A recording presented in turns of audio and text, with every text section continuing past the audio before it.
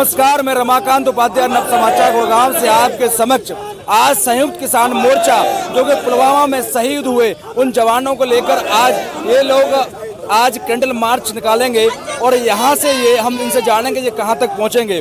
और जो 3 कृषि कानून बिल है उसको लेकर रद्द की इन्होंने मांग की है और ये अभी महावीर चौक पर हम गुड़गांव के बस अड्डे के पास में खड़े हुए हैं और यहाँ से इनका ये प्रारंभ होगा मार्च। आइए हम जानते हैं संतोष जी से।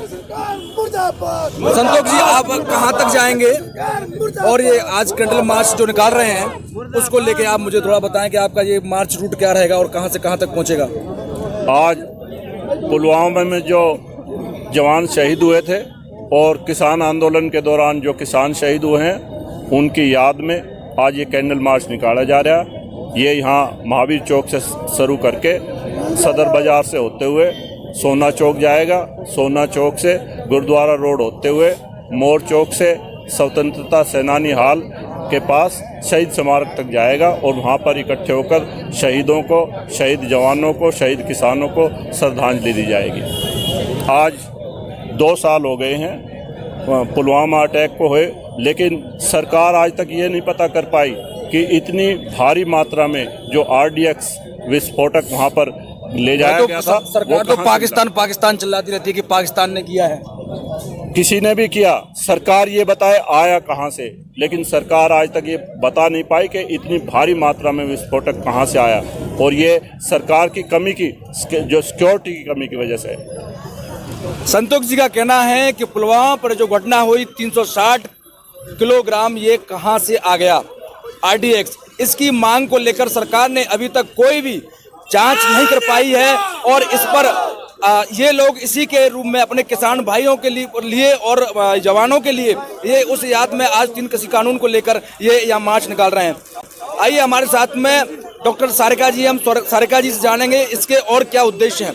दिशा रवि 21 साल की एक्टिविस्ट, एनवायरमेंटलिस्ट, 21 साल की लड़की को आज दिल्ली पुलिस बैंगलोर जाके अरेस्ट करके आई, इसलिए क्योंकि उसने ग्रेटा थनबर्ग को कहा कि आप किसानों के लिए ट्वीट करिए। इतना एक्टिविज्म हमारी पुलिस दिखाती है कि एनवायरमेंटलिस्ट के लिए, लेकिन जब 360 किलो RDX इंडिया के अंदर आया उसके लिए आज तक 2 साल हो गए, पूरे 2 साल 44 जवान हमारे शहीद हो गए। आज तक कोई इंक्वायरी नहीं बिठाई गई, कोई आया ही नहीं है कि कहां से RDX आया था। तो ये हमारे जवानों के साथ, हमारे शहीदों के साथ बहुत विश्वासघात है।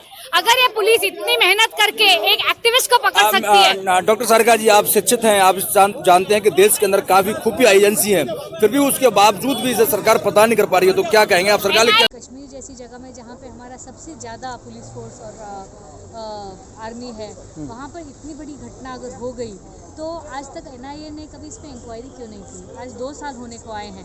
आपको याद होगा कि वो 44 bodies were airlifted to Delhi, जहाँ प्रधानमंत्री ने लाइव प्रसारण करके उनको सबको नमन किया था। ना उनके घर आज तक वो राशि पहुंची है। कई लोग जो है उसमें से न्यूज़ में आता रहता है, बहुत छोटी छोटी न्यूज़ आता है कि उनको आज तक उनकी समान राशि तक नहीं मिली है। तो मैं पूछना चाहूँगी कि इतना बड़ा हमने एक टेरर अटैक हो गया जिसकी वजह से 44 जवान हमारे शहीद हो गए, 2 साल तक आज तक उनको इंसाफ नहीं मिला। आज 250 किसान जो हैं पिछले 3 महीने में शहीद हो चुके हैं डिफरेंट रीजन से, चाहे ठंड की वजह से। उनको अभी तक शहीद का दर्जा भी प्राप्त नहीं हुआ, ऐसा सुनने में आ रहा है। उनको शहीद तो छोड़िए, आज तक प्रधानमंत्री ने कभी उनके बारे में एक शब्द नहीं कहा, उनके बारे में अफसोस क्या ये चुनाव में बदलाव 2019 के चुनाव में बदलाव लाने की ही एक प्रणाली थी क्या, ऐसा लोगों का कहना होता है? देखिए, ये तो हम कई बार सुनते हैं और आप भी लोगों से बात करते हैं तो आपको चर्चा में आता है, लेकिन अगर मैं एलिगेशन लगा दिया तो कल मैं भी जेल में चली जाऊंगी। आपको पता होगा आज दिशा रवि एक लड़की 21 साल की एनवायरमेंटलिस्ट बैंगलोर में थी, उसने ग्रेटा थनबर्ग को ट्वीट करवाने के लिए उसको बताया कि हाँ ये किसान आंदोलन चल रहा है। उस पर आज दिल्ली पुलिस बैंगलोर जाके उस 21 साल की लड़की को अरेस्ट करके आई है। तो इतनी हमारी एक्टिव इन्वेस्टिगेशन टीम है, तो आज तक ये कैसे नहीं पता चला कि 350 किलो RDX हमारे देश में कैसे आया, किसने पहुँचाया, उसके बारे में आज तक कोई हाई प्रोफाइल अरेस्ट कैसे नहीं हुए, मैं ये जानना चाहती हूँ। बिल्कुल है, ये आपका बिल्कुल कहना है। सरकार को स्वतंत्र आवाज़ उठाने वाले, कभी पत्रकार, कभी लेखक, कभी ट्वीट करने वाले, कभी आंदोलनकारियों को सरकार दबाने का काम कर रही है। ये हालांकि में सरकार का काम है, इस प्रकार का नहीं करना चाहिए। पर लेकिन मेरा एक आपसे और प्रश्न है कि आप जो इस प्रकार के जैसे आंदोलन चला रहे हैं और जो चल रहा है आपके साथ में, तो इसमें कहीं ना कहीं आपको भी कहीं दिक्कतें होती हैं महिलाओं को लेकर, भीड़ को डरता होगा कि नहीं हमें सरकार, जैसे आज एक लड़की को अरेस्ट कर लिया पुलिस ने, तो ऐसे काफ़ी लोग आपसे भी कहते होंगे नहीं मैम हमें भी अरेस्ट कर लेंगे, ऐसा कुछ अभी सामने आता है? देखिए 49 डे से ये संयुक्त किसान मोर्चा का आंदोलन गुड़गांव में चल रहा है। यहाँ बहुत ही पीसफुल है। आप जानते हैं कि मिलेनियम सिटी में बहुत कम किसान हैं, लेकिन यहाँ पर आज तक एक भी हमने रूल नहीं तोड़ा है और पुलिस प्रशासन पूरा हमें सहयोग दे रही है, क्योंकि उनको पता है यहाँ सब पढ़े लिखे हैं, कोई लॉयर है, मैं डॉक्टर हूँ, और सभी लोग यहाँ जो आ रहे हैं, किसान भी आते हैं, शांतिपूर्वक बैठते हैं। हमने यहाँ पे 2 बार ट्रैक्टर रैली निकाली है, पुलिस ने 100% हमारा सहयोग किया, ट्रैफिक को रोका, हमने किसी भी प्रकार का नियम नहीं तोड़ा। तो मुझे तो यहाँ कोई डर नहीं लगता है, क्योंकि मुझे लगता है अगर हम लोग जनता की आवाज़ नहीं उठाएंगे तो फिर आप लोग दिखाएंगे नहीं। और इसमें जो है मेन स्ट्रीम मीडिया, आप जानते हैं, इसको बहुत ज़्यादा दिखा नहीं रहा है। दिखाते हैं तो सिर्फ जो गलत चीज़ दिखाना चाहते हैं उसी पे फोकस होता है, और बाकी दिन 60 दिन से ऊपर हो गया ये बिल्कुल चुप बैठे हैं। ये आपके जैसे चैनल्स हैं जो इसकी आवाज़, हमारी किसानों की आवाज़, जवानों की आवाज़ और क्रांतिकारियों की आवाज़ पहुँचा रहे हैं लोगों पर, उसका मैं थैंक यू बोलती हूँ। पर लेकिन हम जैसे पत्रकार हैं उनको तो बड़े बड़े चैनल ये भी कराए, तो सड़क छाप पत्रकार हैं, उनको इस पे आप कोई टिप्पणी करना चाहेंगे? आप जानते हैं पूरा किसान आंदोलन जो है वो फेसबुक, सोशल मीडिया, यूट्यूब के ज़रिए ही चल रहा है। एक एक वीडियो मैं देखती हूँ उसके 150,000 व्यूज़ हो जाते हैं अगले सुबह तक। तो सोशल मीडिया की जो पावर है, अब ज़्यादातर लोग जान गए हैं कि मेन स्ट्रीम मीडिया में कुछ रखा नहीं है, कोई बड़े चैनल देखता नहीं है, क्योंकि वो एक तरह से बस ब्रेन वॉश कर रहे हैं, गवर्नमेंट का प्रोपेगेंडा मशीन बन चुके हैं। तो इसलिए अब जो है लोग छोटे चैनलों में, यूट्यूब में, फेसबुक और ट्विटर में से न्यूज़ निकालते हैं। अब लोग भी हमारे बहुत होशियार हैं, सारे किसान आंदोलन के बारे में आप हैशटैग डाल के सब लोग फॉलो कर रहे हैं, और गांव-गांव में, ये नहीं सिर्फ शहरों में, छोटे छोटे गाँव में भी सबको पता है कि आज यहाँ कैंडल मार्च हो रहा है, आज महिलाओं का दिवस मनाया गया, आज शहीदी दिवस मनाया गया।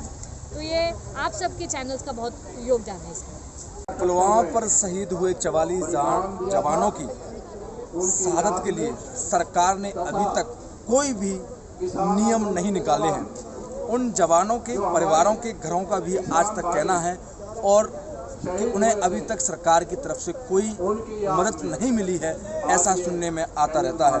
हम ये भी मीडिया भाइयों के माध्यम से जानते हैं। हमारे साथ गुड़गांव के वीरू सरपंच जुड़े हुए हैं जो कि युवा नेता हैं, और इन्होंने आज कैंडल मार्च निकाला है महावीर चौक से इस जगह तक। हम इनसे जानेंगे कि आपका क्या उद्देश्य है इस विषय को लेकर। देश की रक्षा के लिए हमारा इस अपना बलिदान देकर शहीदों ने हमारी रक्षा साथियों, जितने भी हमारे जवान हैं वो किसान के बेटे हैं, गरीब के बेटे हैं, मजदूर के दौरान हमारे जो 200 से ज्यादा और अपनी जान की बाजी लगाकर देश की रक्षा कर रहे हैं। अब इसमें आप सरकार को क्या मैसेज देना चाहते हो? क्योंकि देखो देश में बहुत सारे लोग हैं, यहाँ पर सिर्फ सैकड़ों की तादाद में लोग हैं, हो सकते थे 1000 लोग हो सकते थे। क्या ये आप लोगों ने ही इसका ठेका ले रखा है? क्या देखो हमने ठेका नहीं ले रखा है, ठेका तो पूरी जनता ने ले रखा है। क्या होता है जब आंदोलन के अंदर या किसी चीज का मूवमेंट होती है ना, उसके अंदर सारे लोग नहीं आ सकते, उसके अंदर वे लोग आते हैं जो जागरूक होते हैं, जो समाज को जगाने का काम करते हैं, इसीलिए लोग उसमें आते हैं। दूसरी बात ये जो पुलवामा के अंदर अटैक जो लोगों को हुआ था, जो अपने जवान शहीद हुए थे, हम ये चाहते हैं कि जो सरकार जो है हम अपना जो है प्रोपेगेंडा फैलाती रहती है कि हम किसानों को क्या नाम है, शहीदों को ये दे रहे हैं, वो दे रहे हैं, या सेना का हम इतना सम्मान कर रहे हैं। सरपंच जी, जो 360 किलोग्राम जो RDX आया था वो कैसे आया, इसको लेके आप सरकार के लिए क्या इसके अंदर तो किसको दोषी मानते हैं? सरकार को दोषी मानते हैं। सरकार की इंटेलिजेंस कहाँ थी? जो सरकार ने जो अपनी इंटेलिजेंस बना रखी है, जो ये देखती है कहाँ से क्या आ रहा है। आप लोगों की तो बाहर बहुत सारा फोर्स खड़ा हुआ है। नहीं, फोर्स तो कोई ऐसा है ना, जब कोई आंदोलन होगा उसके लिए अंदर सिक्योरिटी के लिए लगाती है। लेकिन एक बात बताऊं ना, जो पुलवामा अटैक हुआ था उसके ऊपर देविंदर सिंह जो DSP थे उसके हुए थे इंचार्ज, और वो खुद ही आतंकवादी, हम उसके अपने साथ घरों पे आतंकवादी थे, उनको लेके वो और NIA ने उसकी जांच करने का काम किया था। लेकिन NIA ने क्या जांच करी क्या नहीं करी, उसको बेल भी मिली थी। उसके अंदर अभी क्या नाम है जो ये अपनी IN ने थी, उसके अंदर चार्जशीट फाइल नहीं कर पाई। जिसके घर जो आतंकवादी मिलते हैं, जिसकी गाड़ी में बैठे हुए आतंकवादी मिलते हैं, अगर उसकी भी चार्जशीट फाइल नहीं करती, मिला हुआ गेम फंसा। यहाँ पर कई किसान से जुड़े हुए लोग भी आए हुए हैं, जो किसान संयुक्त मोर्चा देश भर के आंदोलन चल रहा है। कई बॉर्डरों पर, उनसे जुड़े हुए लोग यहाँ भी हैं। उनका अपना कहना है कि हम किसान और जवान दोनों एक साथ हैं, इसीलिए हम अपने जवान भाइयों के लिए यह आज कैंडल मार्च निकाला है। हमारे साथ कुछ महिला जुड़ी हुई हैं। बीना जी, हम उनसे पूछेंगे। बीना जी, आप किसानों के साथ में हैं, आप इस रूप आज किस रूप में आप इसको देखना चाह रहे हैं? देखिए सर, पहले तो मैं सबको नमस्ते करती हूँ और अपने शहीदों को धन्यवाद करती हूँ। लेकिन दिन पर दिन जो हमारा शहीद है, ये किसान शहीद होते जा रहे हैं, इन पर कोई भी मतलब सरकार कुछ भी नहीं कर रही है, ठीक है। और अत्याचार पे अत्याचार बढ़ा जा रहा है। एक बात बताओ कि ये जो कानून इन्होंने बनाया गया है, इनको रोकना चाहिए। जो ये काला कानून बनाया है, इनको रोकना चाहिए। ऐसे तो भ्रष्टाचार देश में बढ़ता ही चला जाएगा। एक बात बताओ, पुलवामा पर 44 जवान शहीद हुए, उसको लेकर इन्होंने आज कैंडल मार्च निकाला।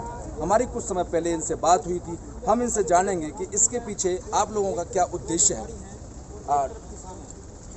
संतोष जी, हमें बताइए कि जय जवान और जय किसान का नारा हम सुनते हैं, तो इसको लेकर आज आपने जो निकाला है, क्या आप ये संदेश इसके माध्यम से, कैंडल मार्च के माध्यम से देना चाहते हैं कि जो हमारे 44 जवान शहीद हुए, हम उनके लिए, उनके परिवार के साथ, उन लोगों के साथ खड़े हुए हैं? कहीं सरकार इस गलतफहमी में जी रही है कि जवान सरकार के साथ में है, इसको लेके आप क्या कहेंगे? जवान जो हैं वो सब किसानों के बेटे हैं, गरीब के बेटे हैं, आम आदमी के बेटे हैं। जवान और किसान तो एक ही परिवार है। सरकार किसी गलतफहमी में ना रहे।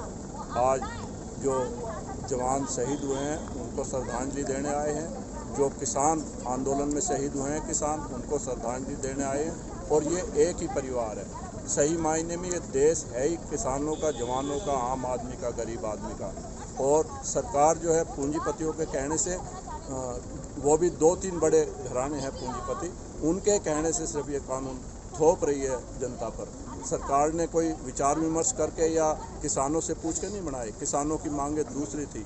किसानों की मांगे थी कि एमएसपी की गारंटी का कानून लागू किया जाए, एमएसपी पर खरीद की जाए, स्वामीनाथन आयोग की रिपोर्ट लागू की जाए, राष्ट्रीय किसान आयोग का गठन किया जाए। लेकिन उन तीनों में से कोई भी मांग नहीं मानी और अपनी तरफ से पूंजीपतियों के कहने से 3 कानून थोप दिए। ये तीनों कानून जनता का शोषण करेंगे और पूंजीपतियों का पोषण करेंगे। संतोष जी, मेरा एक आपसे और प्रश्न है कि आप इतने रोज एक नई योजना निकालते हैं, आज कभी कैंडल मार्च, कल कुछ करने वाले हैं, परसों कुछ करने वाले हैं किसान आंदोलन को लेकर, जिससे कि उनका इंटरटेनमेंट भी चलता रहे। ऐसा बोलते हैं भाजपा वाले कि वो लोग एक तरह से इंटरटेनमेंट कर रहे हैं। तो यहाँ पर आती है प्रशासन की बात, तो प्रशासन कभी आपको ऐसा लगता है कि रोकता होगा, आप ये मत करिए, आप इसको रोकिए, हम इसकी आपको परमिशन नहीं देते हैं, क्या ऐसी बातें आती है आपके सामने?